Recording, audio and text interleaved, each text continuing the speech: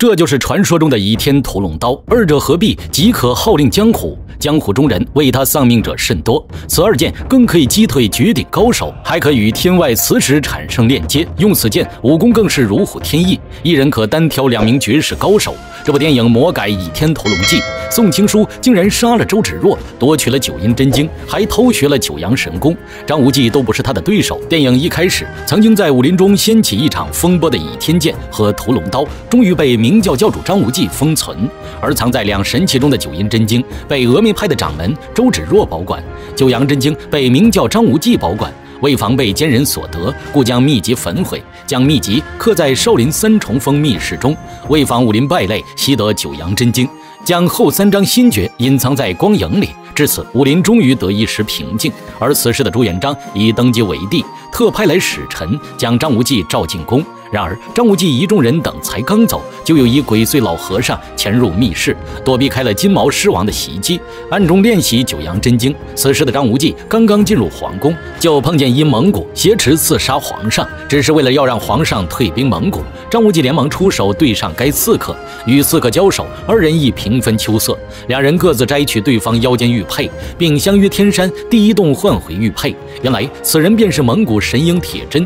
朱元璋表明他并未发兵蒙古，而且还想要倚天剑和屠龙刀放在皇宫，图谋利用江湖势力。张无忌也不是傻子，委婉拒绝了。画面一转，皇上来到一间密室，密室中坐着一个老和尚，此人正是偷练九阳真经之人。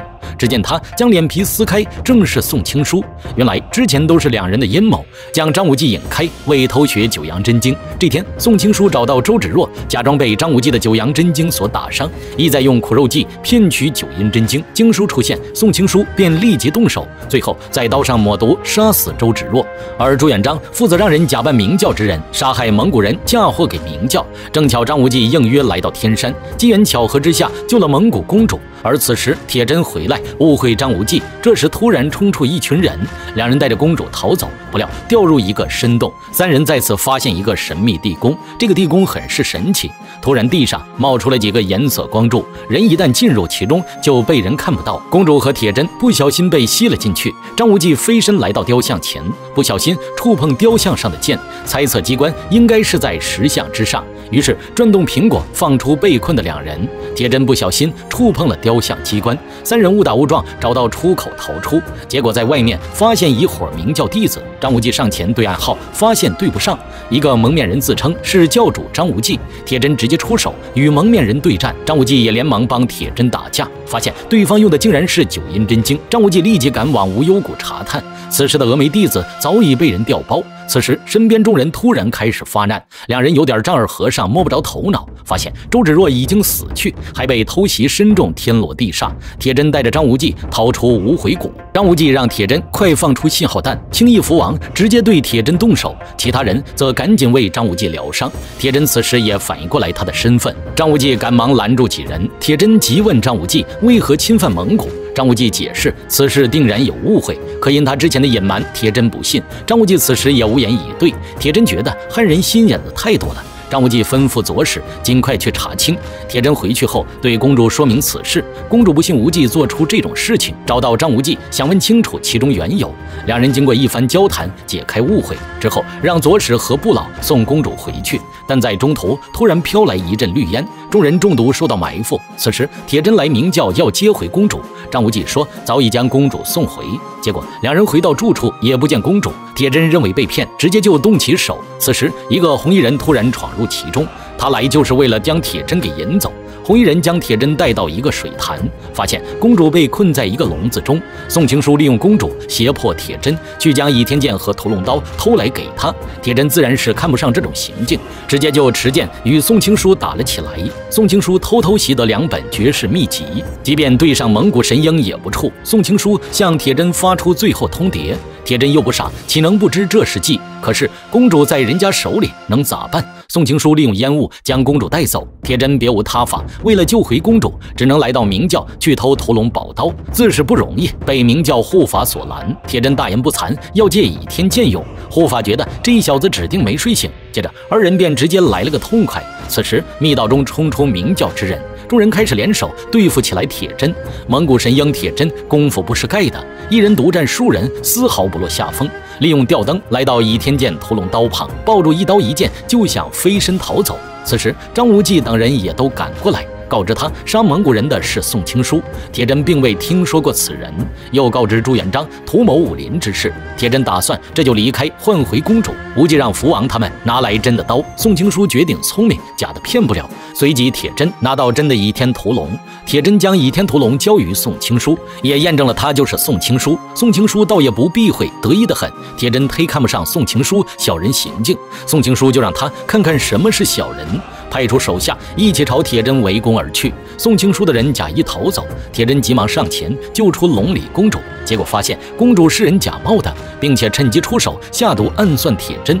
这时宋青书绑着公主出现，想要带走铁针，再将她给杀死。铁针再也支撑不住，晕倒在地。就在这时，青翼福王等人出现，宋青书身后几人亦是明教的。原来这几人是张无忌安排的人，将铁针和公主救走。宋青书气急，忙上前追赶他们，接受了一波一路火花带闪电。张无忌等人早已埋伏在此地，随即两名高手单打独斗起来，并且也上了个冲击波。二人再次交手，威力不同凡响。宋青书左手倚天，右手屠龙，这架打的那叫一个上天入地。二人之间只怕是难分伯仲。宋青书送给张无忌九阴神功，两人同时使用九阳，发出一红一绿两束内力光束。结果明显，宋青书不敌张无忌。张无忌道出九阳神功的隐秘，宋青书假装投降，交还宝剑，暗中偷袭，抢了倚天屠龙逃走。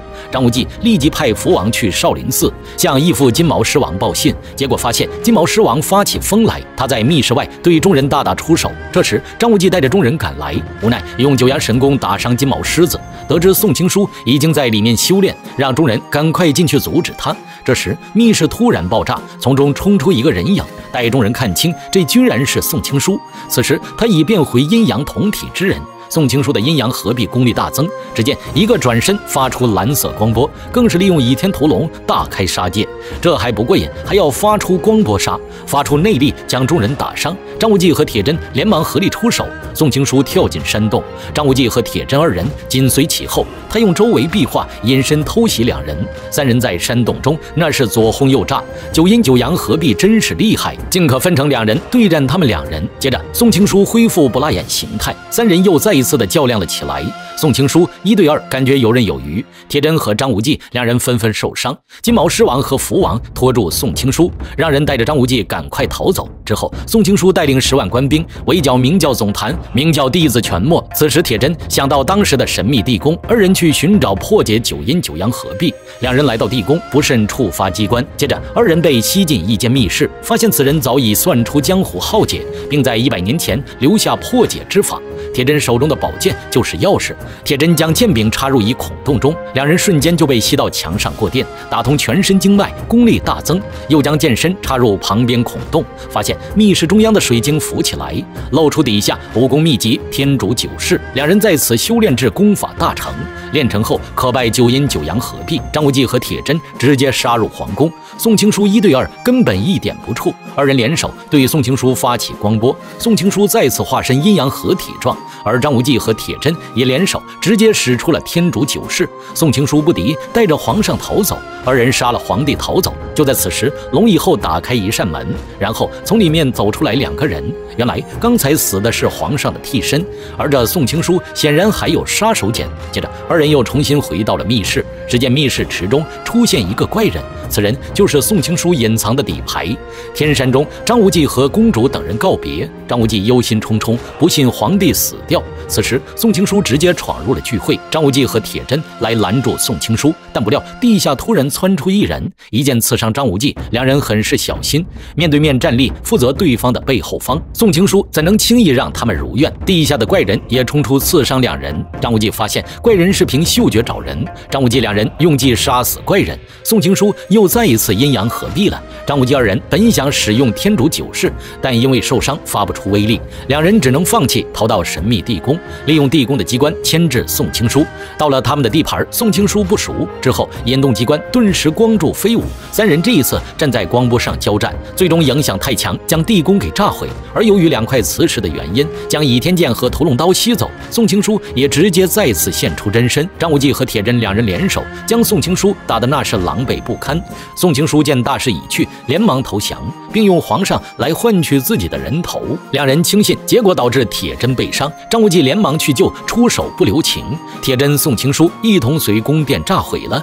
魔殿屠龙由楚原导演，1984年上映，剧情夸张离奇，简直是魔改。如果放在现代，估计会被口水吞没。好了，本期就到这里，我们下期不见不散。